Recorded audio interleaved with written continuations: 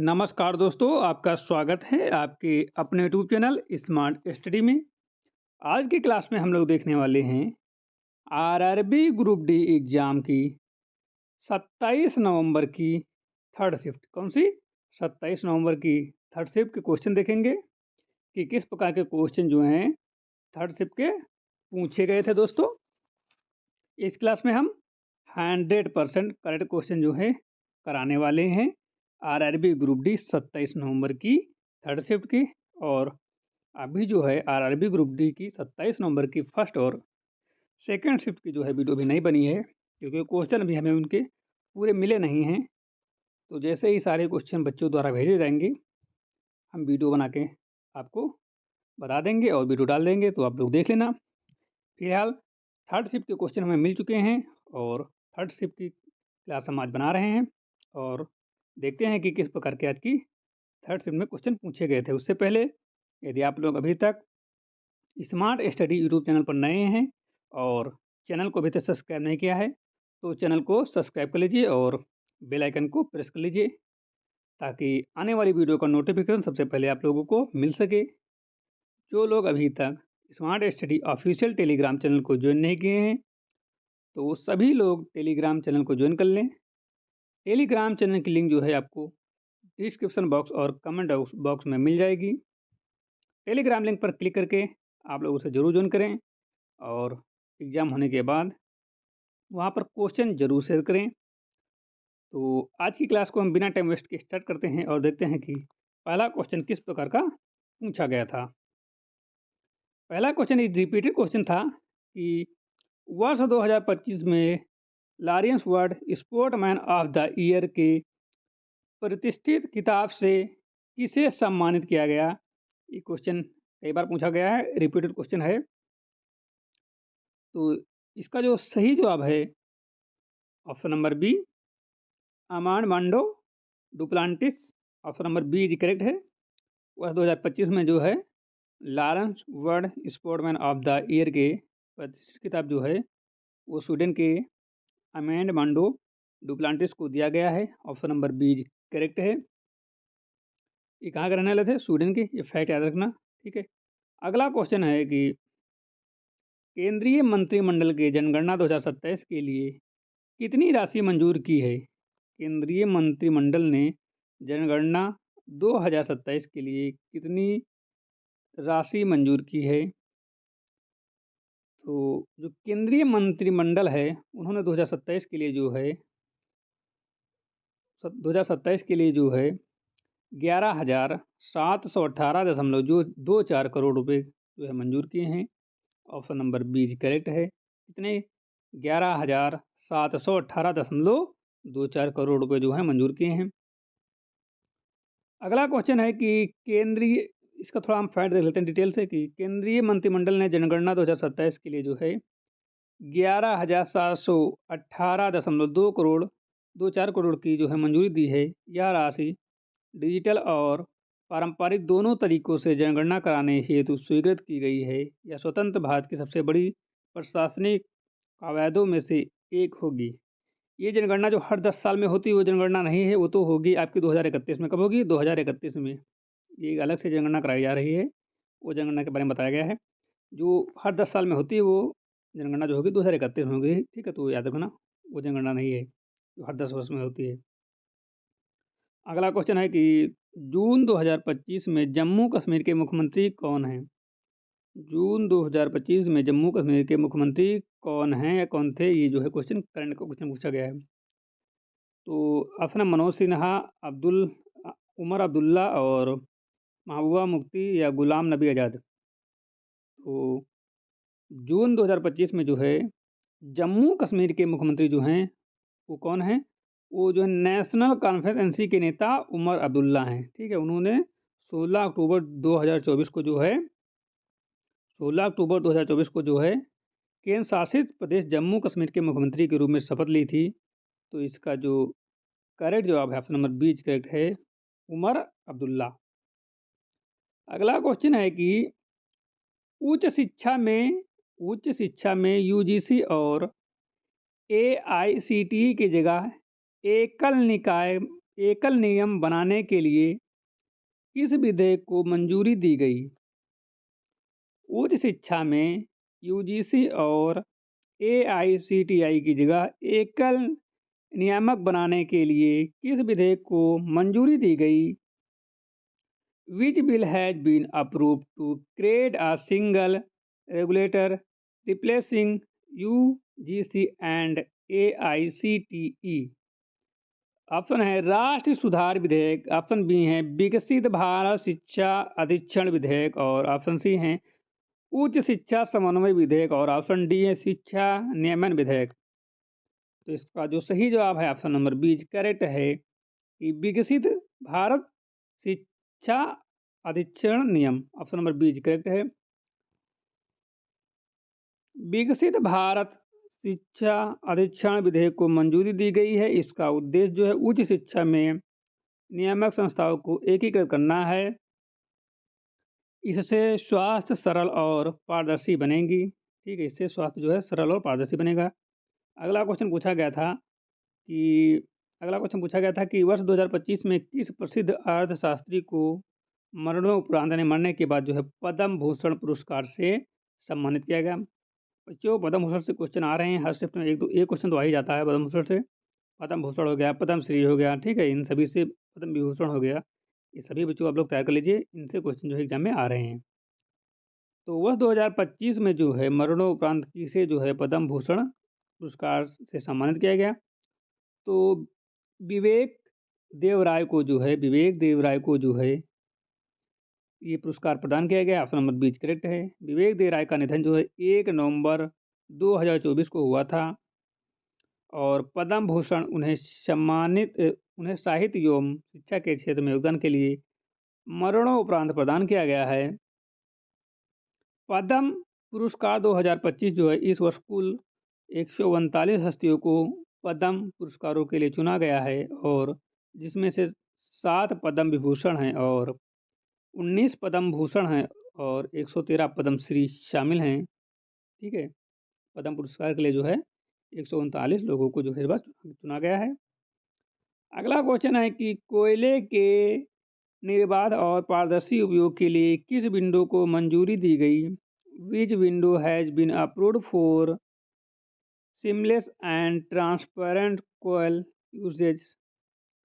तो कोयले के निर्बाध और पारदर्शी उपयोग के लिए जो है वो कोल सेतु, ऑप्शन नंबर सी करेक्ट, कोल सेतु को जो है कोल सेतु एक विंडो है उसको जो है मंजूरी दी गई है। ऑप्शन नंबर सी करेक्ट है। कैबिनेट ने कोल सेतु विंडो को मंजूरी दी है। इसका उद्देश्य है कोयले के उपयोग और निर्यात को सुगम बनाना। या एक डिजिटल सिंगल विंडो प्रणाली है। क्या है? एक डिजिटल सिंगल विंडो प्रणाली है। अगला क्वेश्चन है कि निम्नलिखित में से कौन सा एक माइक्रो न्यूट्रिएंट पोषक तत्व है? तो पोटेशियम, आयरन, जिंक ये सभी माइक्रो न्यूट्रिएंट पॉइंट है, यानी कि अब तो इसका जो सही जवाब ऑप्शन नंबर ए पोटेशियम जो है वो है।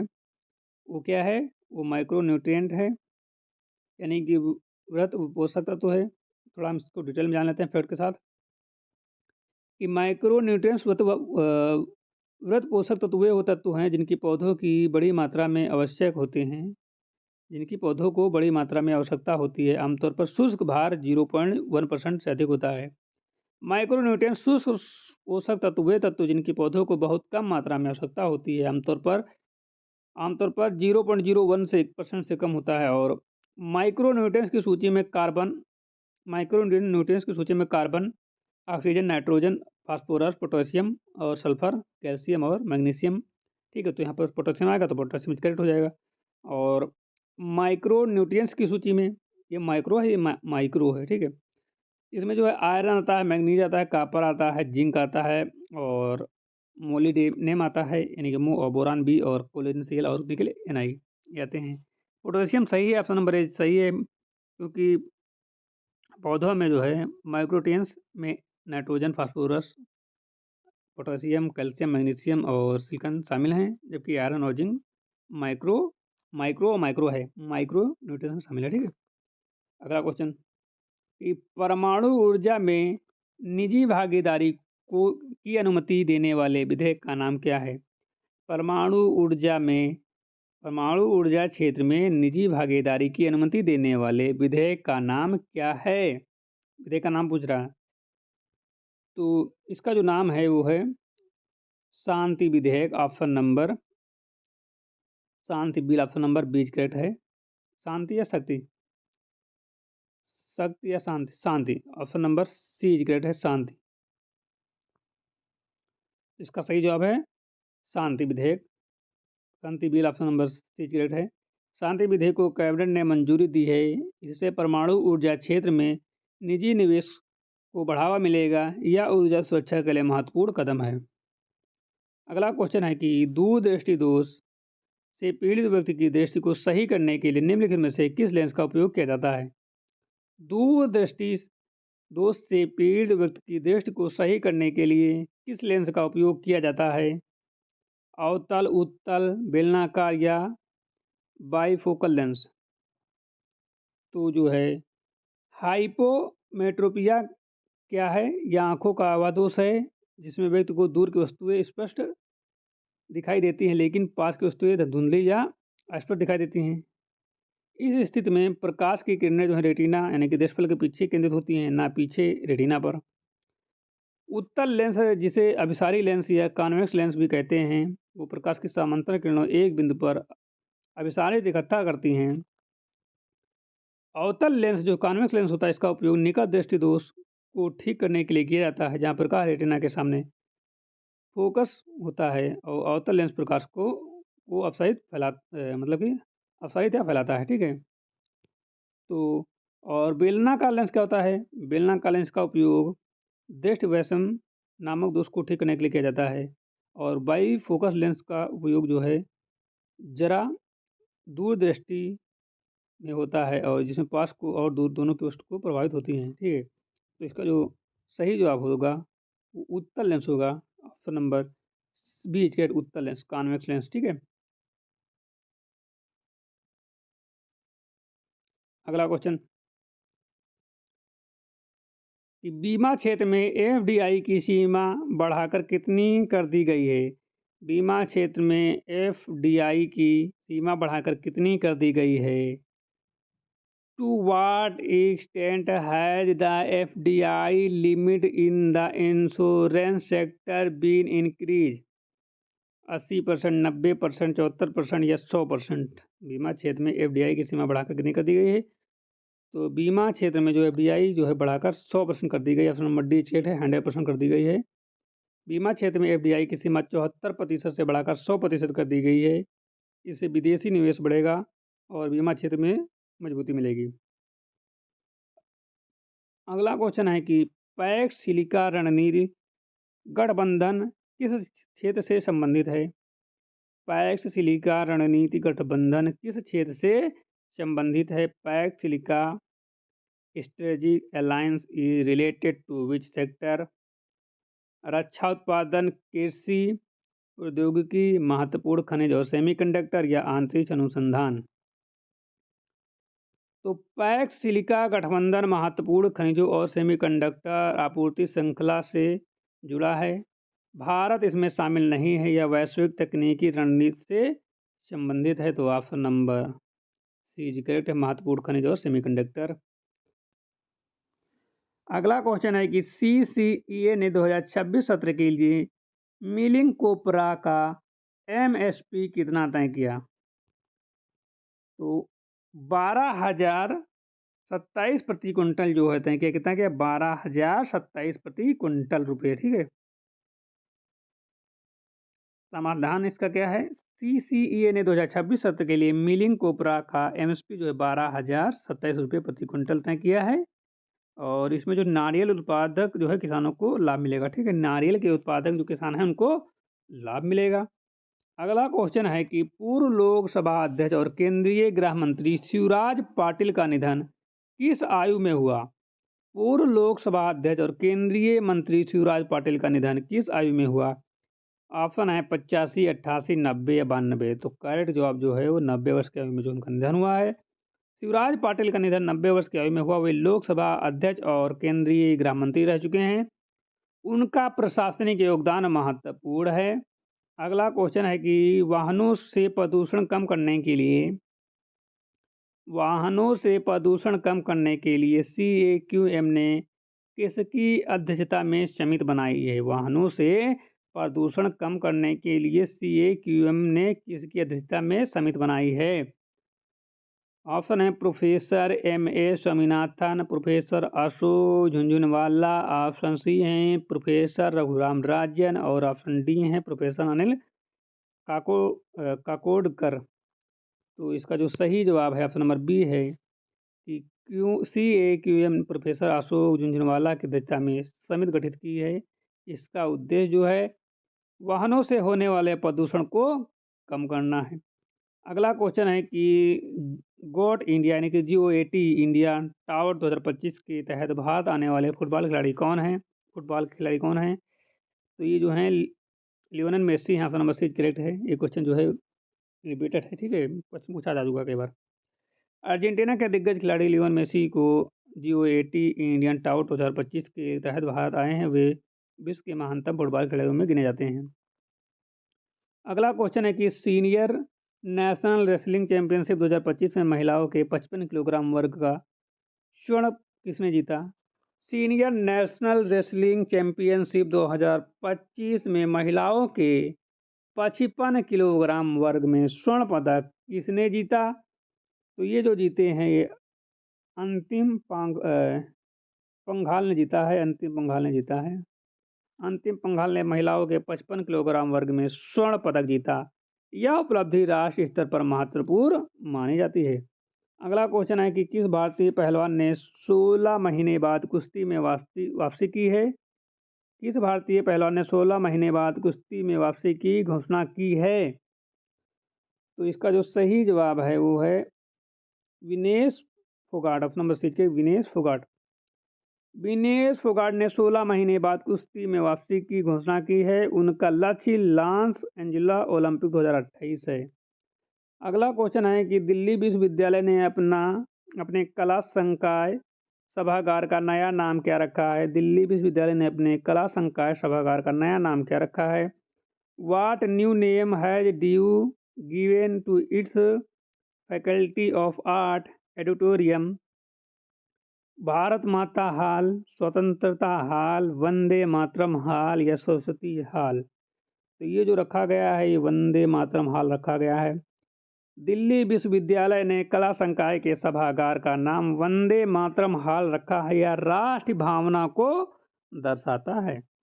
अगला क्वेश्चन है कि ऑक्सफोर्ड विश्वविद्यालय के अध्यक्ष के अनुसार कितनी प्रजातियां विलुप्त के खतरे में यानी विलुप्त होने वाली हैं? ऑक्सफोर्ड विश्वविद्यालय के अध्यक्ष के अनुसार कितनी प्रजातियां विलुप्त होने की खतरे पर हैं या विलुप्त होने की कगार पर हैं? तो इसका सही जवाब 8,000 प्रजातियां जो हैं वो विलुप्त होने की कगार पर हैं। अध्यक्ष के अनुसार लगभग 8,000 प्रजातियां विलुप्त के खतरे में हैं। इसके कारण अत्यधिक गर्मी और भूमि उपयोग में परिवर्तन होने वाला है। अगला क्वेश्चन है कि अल्पसंख्यक कार्य मंत्रालय ने किस उर्स की तैयारी की समीक्षा की? अल्पसंख्यक मंत्रालय ने किस उर्स की तैयारी की समीक्षा की? The ministry of minority affairs reviewed preparation for which Urs? इसका जो सही जवाब है ख्वाजा साहब का 814वां उर्स। ख्वाजा साहब का 814वां उर्स को जो है तैयारी की। अल्पसंख्यक कार्य मंत्रालय ने अजमेर में ख्वाजा साहब के 114वें वार्षिक उर्स की तैयारी की समीक्षा की। यह प्रमुख सूफी आयोजन है। अगला क्वेश्चन है कि राष्ट्रीय ऊर्जा संरक्षण दिवस 2025 कब मनाया गया? When is national energy conservation day 2025 observed? तो ये मनाया गया है 14 दिसंबर को। ऑप्शन बीच के 14 दिसंबर को। राष्ट्रीय ऊर्जा संरक्षण दिवस पूरे भारत में हर वर्ष 14 दिसंबर को मनाया जाता है। इसका उद्देश्य जो है ऊर्जा की बचत और कुशल उपयोग के प्रति जागरूकता बढ़ाना है। ऑप्शन नंबर बीच करेक्ट है। अगला क्वेश्चन है कि राष्ट्रीय मखाना बोर्ड की पहली बैठक में कितने राशि की योजना को मंजूरी मिली है? तो राष्ट्रीय मखाना बोर्ड की जो है पहली बैठक में जो है वो 476 करोड़ रुपए की जो मंजूरी मिली है, ठीक है। तो राष्ट्रीय मखाना बोर्ड की पहली बैठक में जो है 476 करोड़ रुपए की योजना की मंजूरी मिली है। इससे मखाना उत्पादन और किसानों को लाभ मिलेगा। अगला क्वेश्चन है कि किसे भाजपा राष्ट्रीय कार्यकारी अध्यक्ष नियुक्त किया गया है। Who was appointed as BJP national executive president. तो ये जो है नितिन नवीन को जो है नियुक्त किया गया। ऑप्शन नंबर 6 है। नितिन नवीन को भारतीय जनता पार्टी का राष्ट्रीय कार्यकारी अध्यक्ष नियुक्त किया गया है। वे संगठनात्मक अनुभव के लिए जाने जाते हैं। ऑप्शन नंबर 6 है। तो आज की क्लास यहीं पर समाप्त होती है। यदि आपको क्लास अच्छी लगी हो तो एक लाइक ठोक देना और चैनल पर नया हो तो सब्सक्राइब कर दीजिए और बेल आइकन को प्रेस कर दीजिए ताकि आने वाली वीडियो का नोटिफिकेशन सबसे पहले आप लोगों को मिल सके। जो लोग अभी तक स्मार्ट स्टडी के ऑफिशियल टेलीग्राम चैनल को ज्वाइन नहीं किए हैं तो टेलीग्राम चैनल को जरूर ज्वाइन करो। टेलीग्राम चैनल की लिंक जो है आपको डिस्क्रिप्शन बॉक्स में मिल जाएगी। तो मिलते हैं नई क्लास के साथ, तब तक के लिए जय हिंद दोस्तों।